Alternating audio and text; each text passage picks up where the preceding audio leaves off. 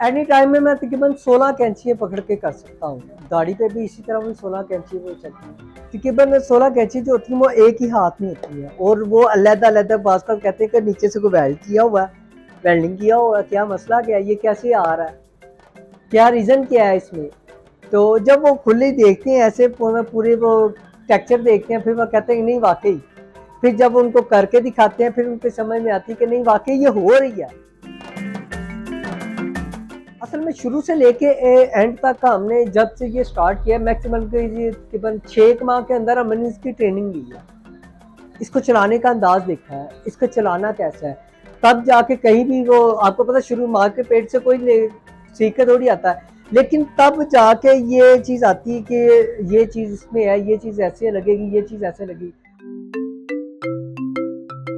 आंखों पे पट्टी बांध के भी हो सकते हैं, नेल के ऊपर नेल के साथ भी हम कर सकते हैं और जो फायर कट होती है वो भी हो जाती है। ये नॉर्मली तौर पे बच्चों का ये ज़्यादा शौक है, यंग जनरेशन है वो ज़्यादा शौक करती है, लेकिन जिसको नहीं समझ आती जो मतलब एज वाइज है वो कहते हैं कि नहीं ये फेक है, ये सब ऐसे ही है। जब उनको पता चलता है कि ये चीज़ हो रही है तो फिर उनको पता चलता है कि नहीं नहीं वाकई ये चीज़ है।